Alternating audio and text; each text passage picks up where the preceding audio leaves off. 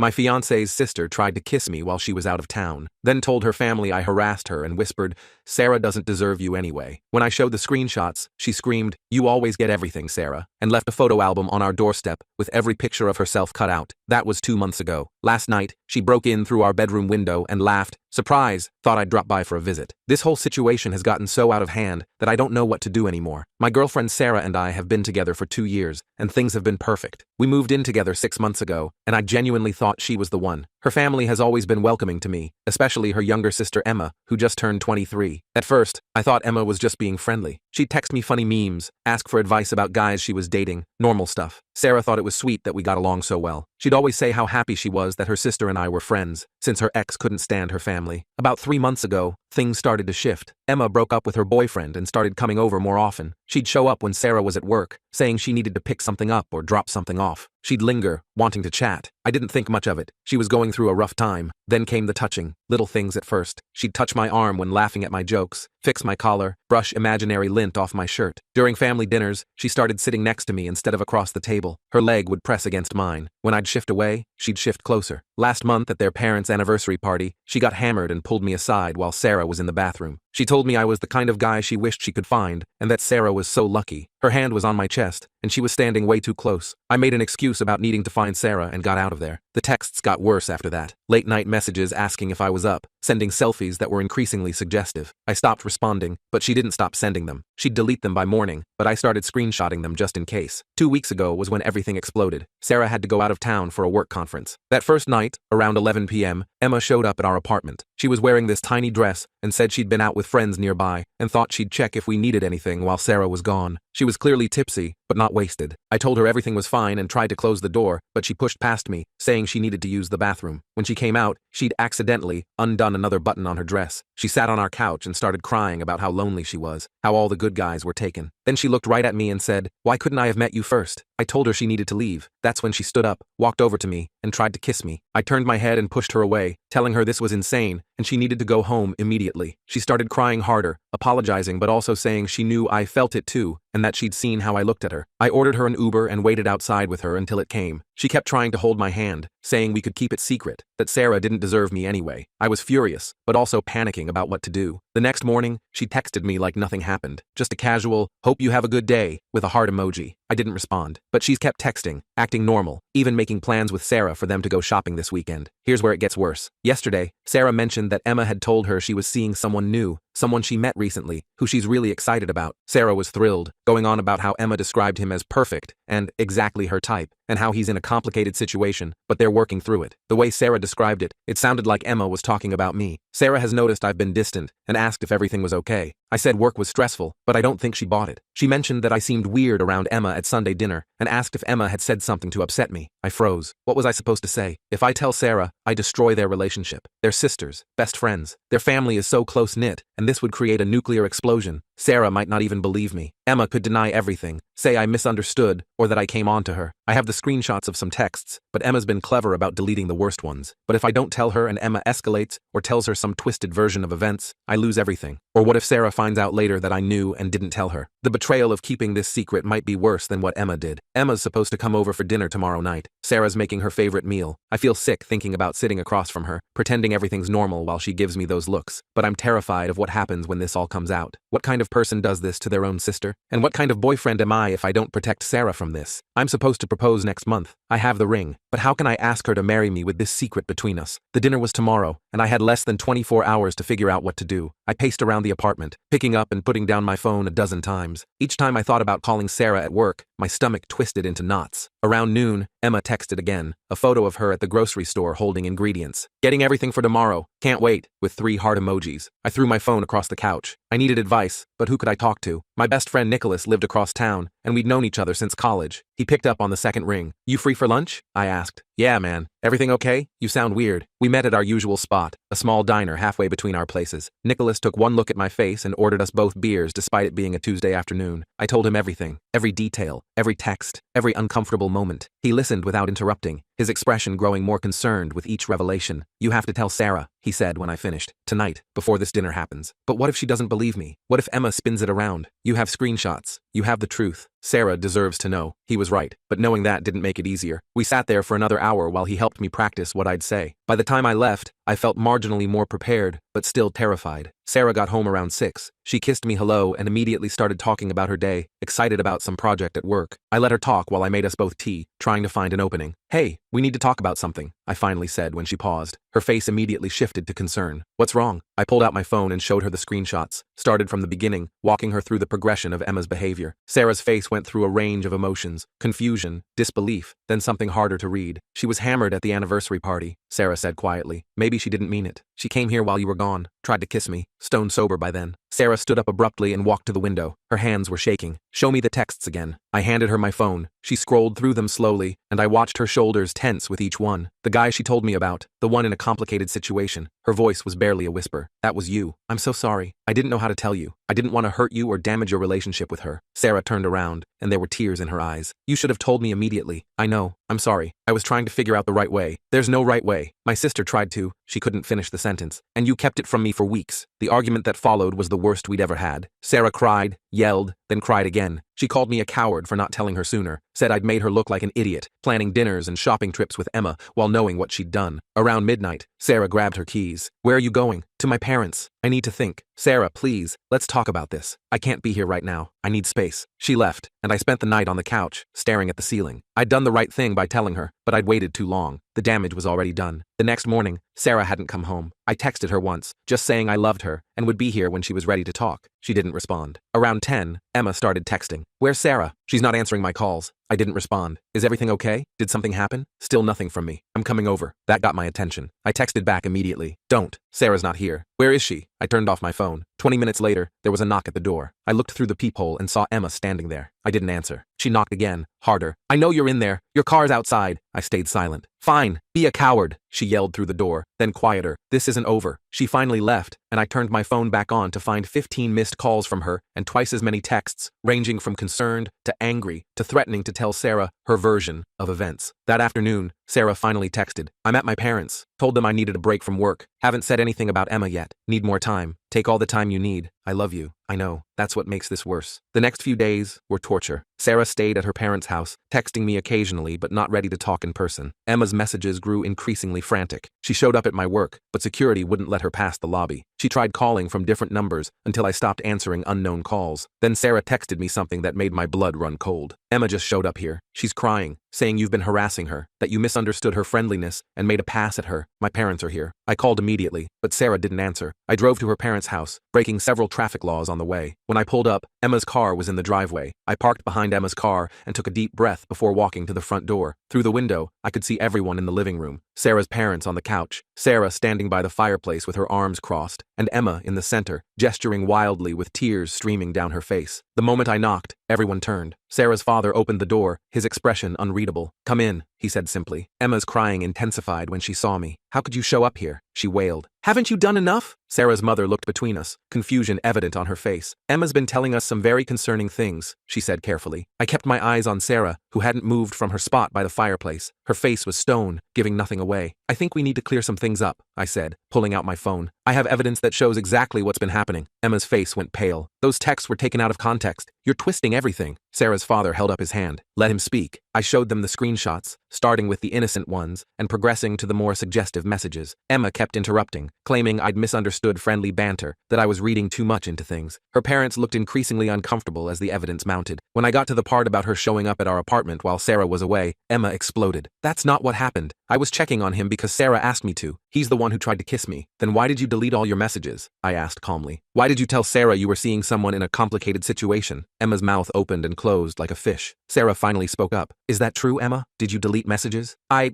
delete all my texts. You know I do that." "No, you don't," Sarah said quietly. "You keep everything. You still have texts from high school." The room fell silent. Emma looked around desperately, realizing her story was falling apart. Then she changed tactics. "Fine," she burst out. Maybe I had a little crush, but he led me on. All those private conversations, the way he'd smile at me at family dinners, he made me think there was something there. Sarah's mother turned to me. Were you having private conversations with Emma? She would text me asking for advice about guys she was dating. I thought I was being a good future brother-in-law. I showed Sarah the messages at the time. She thought it was sweet that we were becoming friends. Sarah nodded slowly. That's true. I encouraged it. Emma's face crumpled. You always get everything, Sarah. The perfect job, the perfect apartment, the perfect boyfriend. Just once, I wanted something that was mine. The admission hung in the air. Sarah's parents exchanged shocked looks. Sarah herself seemed frozen, processing her sister's words. Emma, their mother said gently, what exactly happened that night at our apartment? Emma was sobbing now, but she managed to speak. I went there to tell him how I felt. I thought maybe if he knew, he'd realize we were meant to be together, but he rejected me. Ordered me an Uber like I was some random girl from a bar. Because you tried to kiss me, I said firmly. After I told you to leave multiple times. Sarah's father stood up. Emma, I think you should go home. We need to process this. Emma looked around the room desperately. You're taking his side? I'm your daughter, and Sarah is also our daughter, her mother said quietly, the one whose relationship you tried to destroy. Emma fled the room, and we heard her car peel out of the driveway moments later. Sarah's parents excused themselves, saying they needed time to talk. That left Sarah and me alone for the first time since our fight. She sat down heavily on the couch. I knew something was off. The way she'd been acting lately, always asking about you, wanting to know our plans. I just never imagined. I sat beside her, careful to leave space between us. I'm sorry I didn't tell you immediately. I was trying to protect you. From my own sister. She laughed bitterly. God, what a mess. We talked for hours. Sarah was hurt, both by Emma's betrayal and by my decision to keep it secret. She understood why I'd hesitated, but wished I'd trusted her enough to handle the truth. By the time her parents returned, we'd reached a fragile understanding. The next few days were chaotic. Emma bombarded everyone with calls and texts, alternating between apologies and accusations. She showed up at Sarah's work, causing a scene in the lobby until security escorted her out. She posted cryptic messages on social media about fake friends and betrayal, though she was careful not to name names. Sarah decided to stay with her parents a bit longer, needing space to process everything. I understood, though the apartment felt empty without her. We texted throughout the day and had long phone conversations each night, slowly rebuilding trust. Then Emma escalated again. I came home from work to find my apartment door slightly open. My heart raced as I pushed it wider, calling out cautiously. The place was trashed, not violently, but deliberately. Picture frames were turned face down, couch cushions were on the floor, and Sarah's things were moved around. On the kitchen counter was a note in Emma's handwriting. You ruined everything. Now you'll know how it feels. I called Sarah immediately, then her parents. Emma had been with them an hour ago, seeming calm and apologetic. They'd had no idea she'd taken Sarah's old key. Sarah came over immediately, surveying the damage with a mix of anger and sadness. She's completely lost it, she said, picking up a photo of us that had been turned upside down. We changed the locks that night and installed a security camera. Sarah decided to move back in, saying she wasn't going to let Emma drive her from her own home. Her parents were mortified by Emma's behavior and promised to get her help, but Emma wasn't done. She started showing up at places she knew we'd be. The grocery store, our favorite restaurant, the park where we jogged. She wouldn't approach us, just watch from a distance with this unsettling expression. When we'd notice her, she'd leave immediately. Sarah tried reaching out to her, sending messages saying she was worried and wanted to help. Emma responded with long, rambling texts about how Sarah had stolen her happiness and how I'd played with her emotions. She accused us of turning her parents against her, of ruining her life. The situation reached a breaking point when Emma showed up at a family barbecue we were attending. Sarah's cousin was hosting, and Emma technically had every right to be there. She arrived looking perfect, hair done, makeup flawless, wearing a dress that was just a bit too attention-seeking for a family gathering. She greeted everyone warmly, acting as if nothing had happened. When she reached us, she smiled brightly. Sarah, so good to see you. And you, she said, turning to me with eyes that didn't match her smile. How have you been? Sarah grabbed my hand. Emma, we need to talk. Oh, there's nothing to talk about, Emma said airily. Water under the bridge. I'm actually seeing someone new. You'd love him, Sarah. He reminds me a lot of your boyfriend. The comment was clearly meant to unsettle us, and it worked. Throughout the barbecue,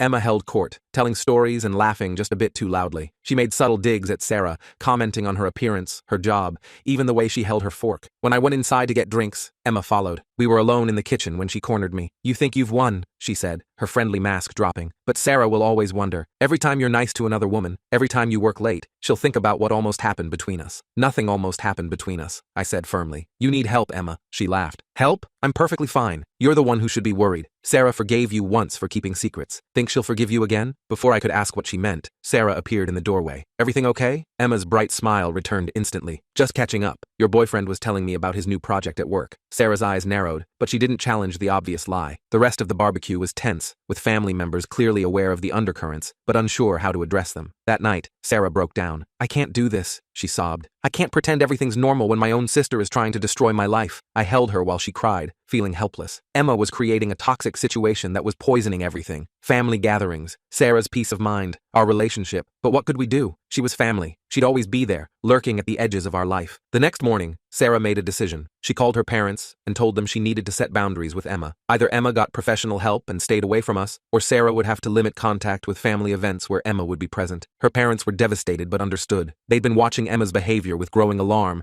and had already been researching therapists. They promised to talk to her. That conversation didn't go well. Emma called Sarah screaming, accusing her of trying to turn their parents against her, of being jealous and vindictive. She said Sarah had always been the favorite, always gotten everything she wanted, and now she was trying to exile Emma from her own family. Sarah put the phone on speaker so I could hear. Emma's voice was unhinged, switching between rage and self-pity. She blamed everyone but herself, me for seducing her, Sarah for stealing me, their parents for choosing sides. When Sarah finally hung up, she looked exhausted. "I think I need to talk to someone too," she said. "A therapist, I mean. This whole situation has messed with my head." I supported her decision completely. The stress was affecting both of us. We were constantly on edge, checking locks, looking over our shoulders, screening calls and texts. Emma had turned our lives into a minefield. Sarah started seeing a therapist the following week. It helped her process not just the current situation, but years of dynamics with Emma she hadn't fully recognized. Apparently, Emma had always shown signs of jealousy and competitiveness, but it had never escalated to this level before. Meanwhile, Emma's behavior grew more erratic. She started calling my work, trying to get through to me by claiming to be clients. She created fake social media accounts to monitor our posts. She even contacted some of my friends, spinning stories about how I'd led her on and broken her heart. Most people saw through it, especially once I explained the situation. But it was exhausting, constantly having to defend myself against her lies. Nicholas was particularly helpful, shutting down her attempts to get information about me through mutual acquaintances. Then came the night that changed everything. Sarah and I had gone to bed early, emotionally drained from another week of Emma's harassment. Around 2 a.m., we woke to the sound of breaking glass. Someone was trying to get into our apartment through the bedroom window. I grabbed a baseball bat while Sarah called 911. We could see a figure struggling with the window screen, clearly intoxicated and uncoordinated. When the person finally tumbled through, landing hard on our bedroom floor, we realized it was Emma. She was hammered, mascara streaking down her face, wearing what looked like clubwear. She saw us and started laughing hysterically. "Surprise! Thought I'd drop by for a visit." "Emma, what are you doing?" Sarah demanded, though she stayed behind me. Emma struggled to her feet, swaying. "Wanted to see your perfect little life, your perfect little bedroom." Her eyes landed on me. "Your perfect boyfriend who should have been mine." The police arrived within minutes, taking in the scene, the broken window, Emma's intoxicated state, our obvious distress. Emma tried to claim she'd been locked out and confused our apartment for hers, but the officers weren't buying it. As they led her away, she kept screaming that we'd ruined her life, that she loved me, that Sarah didn't deserve any of it. Our neighbors came out to watch, and I felt sick knowing this would be building gossip for weeks. Sarah's parents met us at the police station. They looked haggard, aged years in the past few weeks. Emma was being held for breaking and entering, public intoxication, and destruction of property. This wasn't something that could be smoothed over with apologies anymore. The next morning, Sarah's parents made the difficult decision to press charges and insist on a restraining order. They also gave Emma an ultimatum: enter a treatment program or lose their support entirely. It was heartbreaking watching them realize their daughter needed more help than they could provide. Emma chose treatment, though she made it clear she felt betrayed by everyone. The facility specialized in various issues including obsessive behavior and personality disorders. The intake counselor suggested Emma had been struggling with more than just a crush gone wrong. With Emma in treatment and a restraining order in place, Sarah and I finally had room to breathe. We continued therapy, both individually and as a couple. Slowly, we rebuilt what Emma had tried to destroy. Sarah's parents kept us updated on Emma's progress. The first few weeks were rough. Emma refused to participate, insisting she didn't belong there. But gradually, with medication and intensive therapy, she began to acknowledge the reality of her actions. 2 months into treatment, Emma wrote Sarah a letter. It was part of her therapy, taking accountability for her behavior. Sarah let me read it. Emma admitted to years of jealousy, a feeling like she could never measure up to her older sister. She wrote about how her feelings for me had become an obsession, a way to finally win against Sarah. She apologized, though she acknowledged that words couldn't undo the damage she'd caused. Sarah cried reading it. Despite everything, she still loved her sister and mourned the relationship they'd lost. But she also recognized that some bridges, once burned, couldn't be rebuilt the same way. As Emma's release date approached, we had to make decisions about boundaries. Sarah was clear. She wanted Emma to get better, but she wasn't ready for contact. Their parents understood and promised to respect our wishes while supporting Emma's recovery. The engagement ring still sat in my drawer. The proposal I'd planned had been derailed by chaos. But as we rebuilt our relationship, I began thinking about it again. Sarah and I had survived something that would have destroyed many couples. We'd learned to communicate better, to trust each other, even when it was difficult. One evening, as we cooked dinner together in our apartment with its new window and security system, Sarah brought up the future. "Do you think we'll ever be able to have a normal family gathering again?" she asked. I considered the question. Maybe not the same kind of normal, but we'll create our own version. She smiled sadly. I used to imagine Emma being my maid of honor one day. Now I can't even imagine her at my wedding. My heart raced. This was an opening I hadn't expected. You still think about getting married? Sarah looked at me surprised. Of course. Did you think this changed that? I wasn't sure. So much has happened. She put down the spatula and took my hands. What happened with Emma was horrible, but it also showed me that you're exactly who I thought you were. You protected me. You were honest even when it was hard, and you stood by me through the worst experience of my life. I kissed her then, pouring all my love and relief into it. When we pulled apart, I made a decision. Wait here, I said. I went to the bedroom and retrieved the ring from its hiding place. When I returned to the kitchen,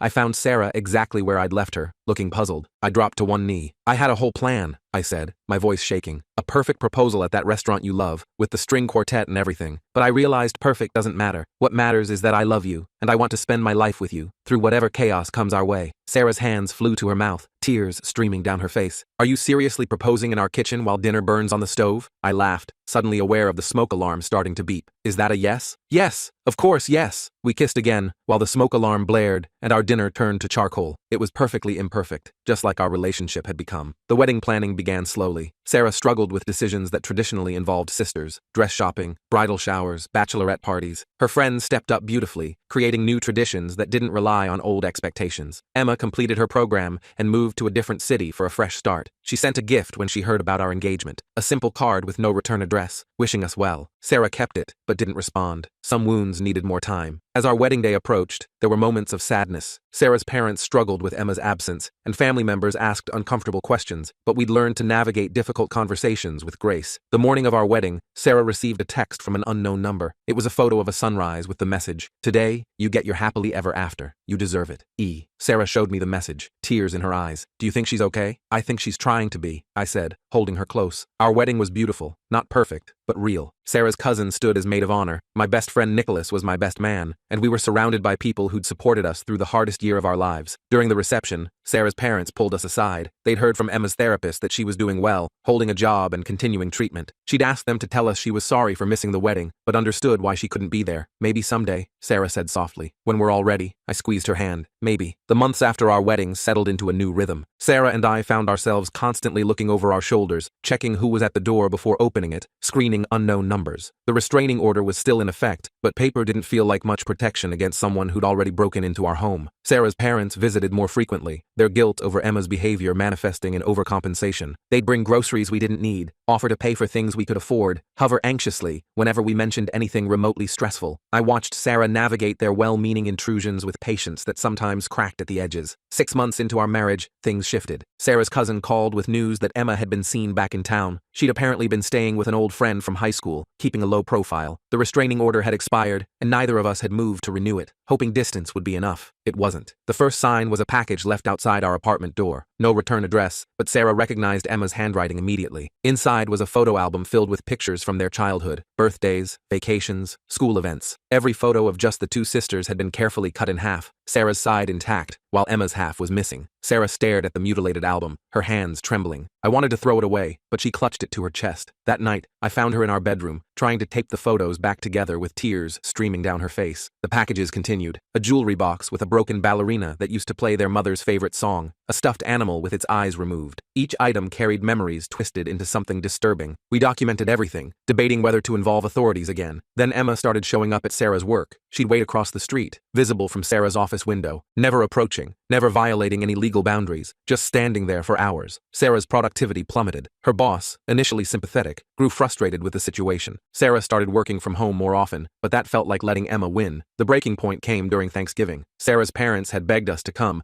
promising Emma wouldn't be there. They'd arranged for her to spend the holiday with their aunt in another state. We agreed reluctantly, desperate for some semblance of normal family connection. Dinner was tense but manageable until Sarah's phone buzzed. A text from an unknown number, a photo of our apartment building taken from the street. The timestamp showed it was from 20 minutes ago. While we sat eating turkey, Emma was at our home. I drove back immediately while Sarah stayed with her parents. Our apartment looked untouched from the outside, but the doormat was slightly askew. Inside, nothing seemed disturbed until I reached our bedroom. Our wedding photo on the nightstand had been replaced with an identical frame containing a photo of Emma in a wedding dress, clearly photoshopped, but disturbing in its implications. I called Sarah, and she broke down completely. Her parents drove her home while I called the police. Without evidence of forced entry or actual theft, they could only file a report. The building's security footage mysteriously corrupted for that exact time period. Sarah didn't sleep for 3 days. She jumped at every sound, checked the locks obsessively, started talking about moving to another city. Her work suffered, and she was put on probation. The therapist she'd been seeing increased their sessions, but Sarah was unraveling. I took time off work to stay home with her. We installed more cameras, changed the locks again, even looked at apartments in other neighborhoods, but Emma always seemed one step ahead. Sarah would get calls at her new work number. I'd find my car tires deflated in secured parking garages. Friends mentioned strange encounters with a woman asking about us. Sarah's parents tried intervening, tracking Emma down at her friend's place. The confrontation was explosive. Emma accused them of choosing Sarah over her, of funding our wedding while ignoring her needs, of a lifetime of favoritism. She claimed Sarah had stolen her life, that I was rightfully hers, that everyone would see the truth eventually. They came to our apartment afterward, shaken and defeated. Sarah's mother sobbed, wondering where they'd gone wrong. Her father, usually stoic, looked broken. They'd lost one daughter to obsession, and were watching it destroy the other. Christmas approached with dread rather than anticipation. Sarah refused to leave the apartment for shopping, ordering everything online. She flinched when packages arrived, checking each one carefully. The constant vigilance was exhausting both of us. 2 weeks before Christmas, I came home to find Sarah packing suitcases. She'd reached her limit. A job opportunity had opened up across the country. Less pay, but far from Emma. She'd already accepted it. We had 1 month to relocate. I supported her decision, but it felt like running away. We'd built a life here. Friends, careers, connections. Emma was taking all of that from us. But Sarah's mental health mattered more than my pride. We told only Sarah's parents and my closest friends about the move. Nicholas helped us pack, furious about the situation but understanding. Sarah's parents were devastated but recognized the necessity. We gave notice at our jobs, broke our lease, and prepared to start over. 3 days before the move, Emma escalated one final time. Sarah had gone to clear out her desk at work while I supervised the movers. My phone rang, Sarah's number, but when I answered, it was Emma's voice. She left her phone in the bathroom, Emma said calmly, careless of her. We're having a sisterly chat in the parking garage. You should join us. I ran to my car, calling 911 while driving. The operator tried to keep me calm, dispatching units to Sarah's office building. Those 10 minutes felt like hours. I found them on the 3rd level of the parking garage. Emma had cornered Sarah between 2 cars, holding her phone and keys, talking rapidly, while Sarah pressed herself against a concrete pillar. Emma looked different, thinner, her hair unwashed, dark circles under her eyes. There he is, Emma announced when she saw me. The man who ruined everything. Tell him, Sarah. Tell him how you knew I liked him first, how you pursued him anyway because you always have to win. Sarah's eyes met mine, terrified, but also exhausted. That's not true, Emma. You know that's not what happened. Emma laughed, a sound devoid of humor. You've convinced yourself of that, but I remember. The way you dressed when he came over, how you monopolized his time, made sure I never had a chance. Police sirens echoed through the garage. Emma's face contorted with rage. You called them? Of course you did. Can't handle your own problems. Always need someone else to fight your battles. She threw Sarah's phone and keys at her feet, then turned to me. This isn't over. You think moving will change anything? I'll always be her sister. I'll always know the truth about what you two did to me. The police arrived before she could say more. This time,